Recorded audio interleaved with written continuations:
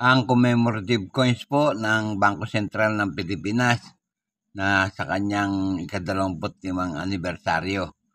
May petsang 1974. Yan po ang topic na pag-uusapan natin pagkatapos lang po ng aking maiksing intro.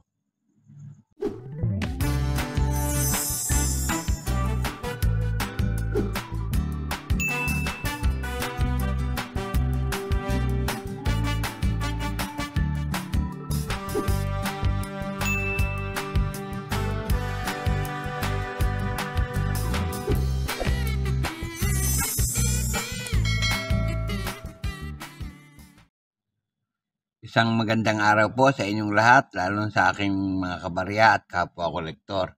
Sa lahat po ng senior citizen at mga silent viewer, maging sa mga kaibigan natin dyan, magandang araw po. Ngayon pong araw ay may pag-uusapan na naman tayong coins. Itong commemorative coins ng Bangko Sentral sa kanyang ika-25 taong anibersaryo. Pag-usapan po natin.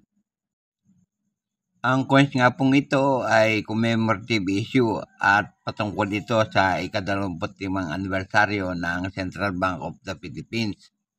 Sa harapang bahagi po o sa buhos na bahagi ay makakita tayo ng coat of arms ng bansang Pilipinas.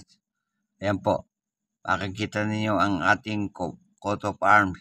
May 3 star sa ibabaw, may araw sa gitna. Sa bandang kaliwa ay may agilang nakabukang pakpak at saka sa bandang kanan ay may leon. Ayan po, makikita niyo. Tapos yung ribbon may nakasulat na Republika ng Pilipinas. Katulad po ng nakasulat sa bandang ibabaw, yun makikita niyo Republika ng Pilipinas at ang kanyang value 25 pesos sa bandang ibaba. Yung nakasulat sa kanyang bandang ibabaw na Republika ng Pilipinas, ang translation po niyan ay Republic of the Philippines.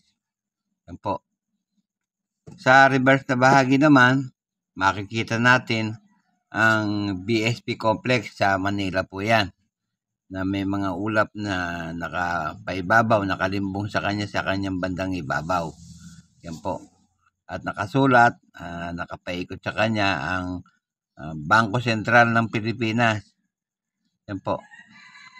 Nakasulat din sa bandang ilalim ang ika-25 anibersaryo 1949-1974. Yan po ang pagkakasulat.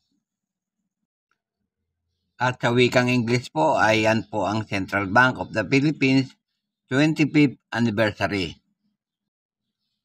Kung titignan naman po natin ang kanyang edge ay rated. Yan. Yan nga pong coins na yan ay nanggaling sa ating mahal na bansang Pilipinas. Ang issuing regime, Republic.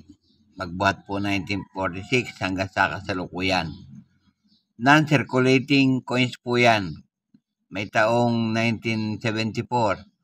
Ang value po 25 pesos. Ang currency po natin, alam natin lahat, piso.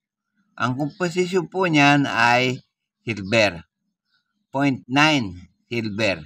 Tumitimbang po ng 26.4 grams, may diameter na 38.1 mm at kapal na 2.7 mm. Medyo may kakapalan po yan. Ayan po. Ang hubog niya, bilog, makikita niyo naman at ang technique na ginamit ay milled.